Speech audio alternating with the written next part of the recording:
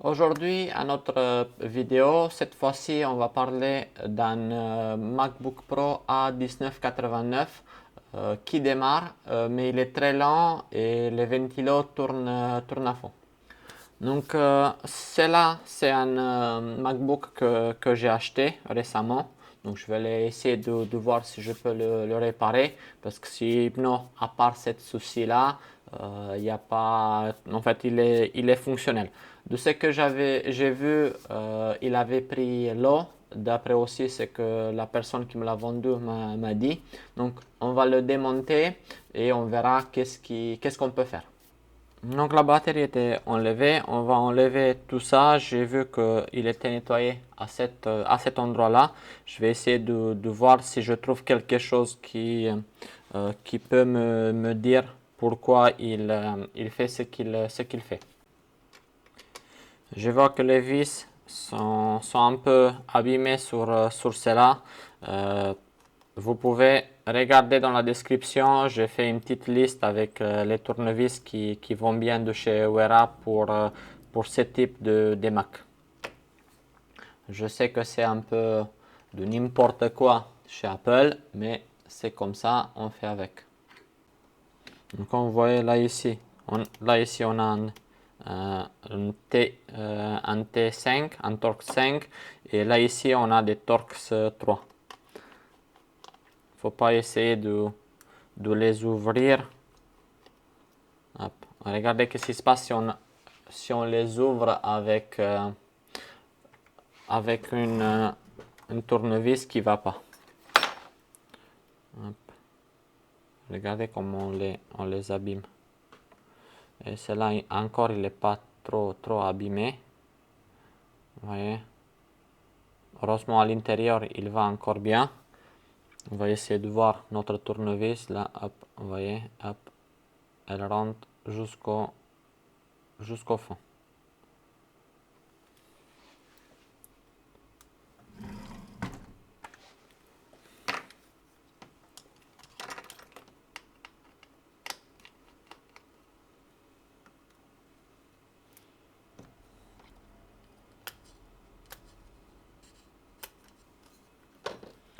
J'essaie au maximum dans chaque vidéo de vous donner le maximum des conseils et des choses, on va dire, des retours d'expérience de ce que je vois et ce que j'ai vu jusqu'à présent.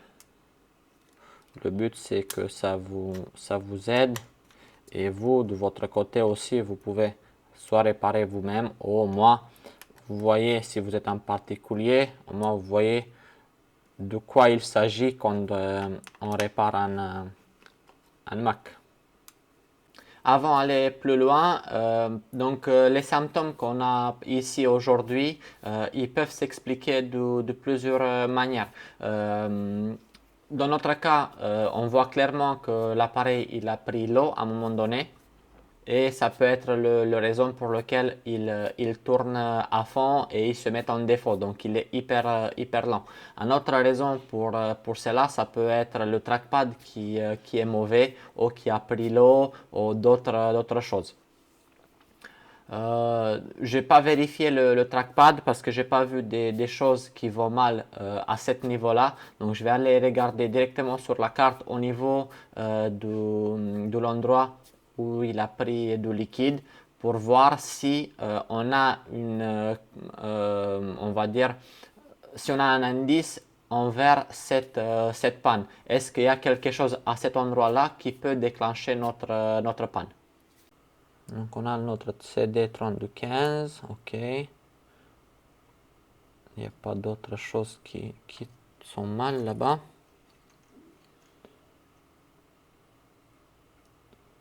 Donc le liquide, on dirait qu'il arrivait là ici aussi. Mais ça n'a pas l'air d'être trop violent, quoi. Donc là ici on est sur une carte 820 00850. Donc on va ouvrir notre board view. Regardez dans cette zone-ci, on a des capteurs de température. hop. Donc, non, pas celle-là. Lui, qu'est-ce qu'il fait? iSense, Thunderbolt. Non.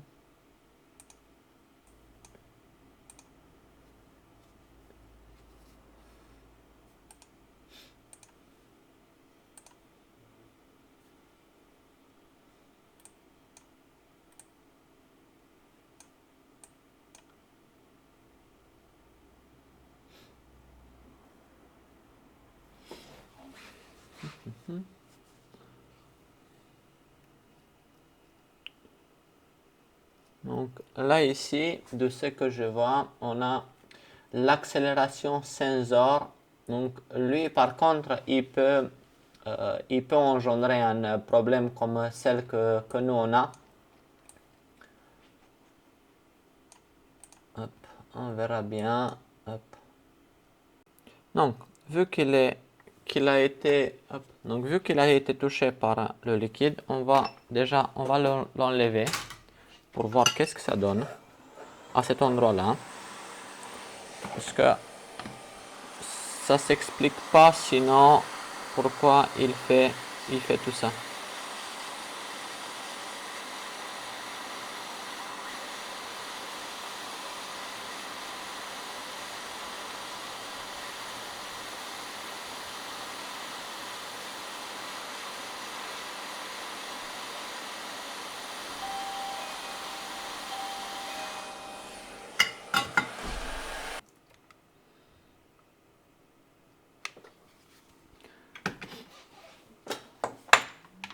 On va nettoyer un peu cet endroit.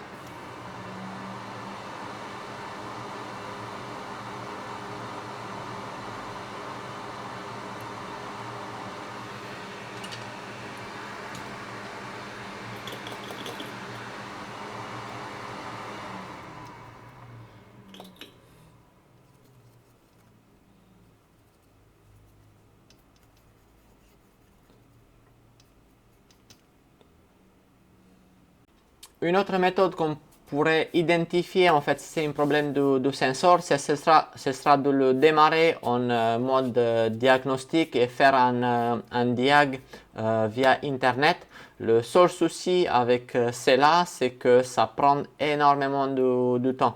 Donc il va prendre, je sais pas moi, 30-40 minutes pour déclencher le diagnostic, pour aller pour se connecter au serveur d'Apple, pour faire des diagnostics comme ça. C'est pour cela que je passe par, on va dire, cette méthode-là de voir, tester ce qui me semble un peu, en fait, qui me semble qu'il n'est pas à sa place.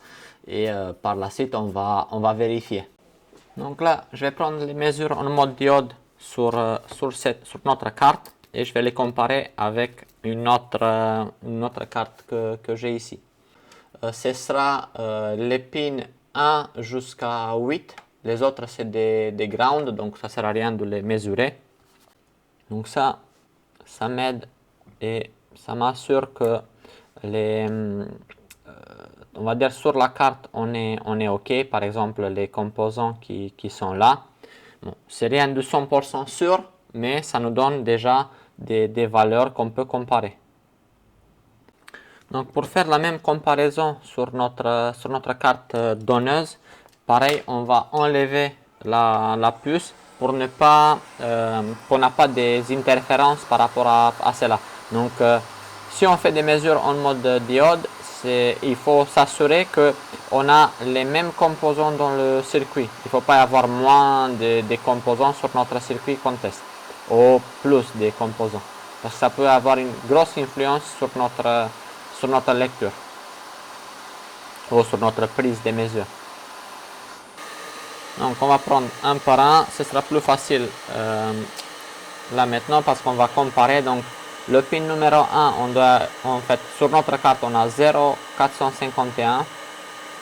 Là on est sur 0,448. Bon, elle est un peu chaude la carte, donc ça peut avoir une influence. On est bon. Le pin numéro 2, 448, pareil. Pin numéro 3, 447, pareil. Pin numéro 4, 437, donc on est bon.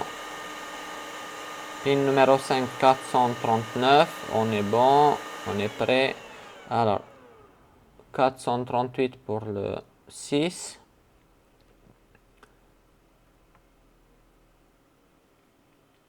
Pour le 7, on est à 305 et pour le 8, 306.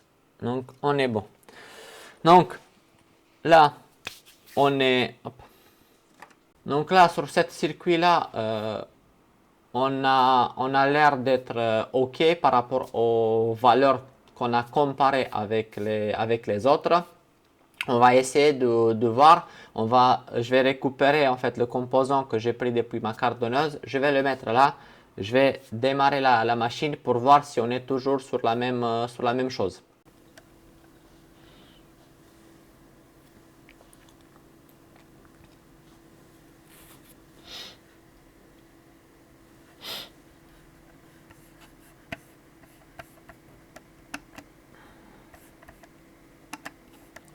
Donc on va le démarrer.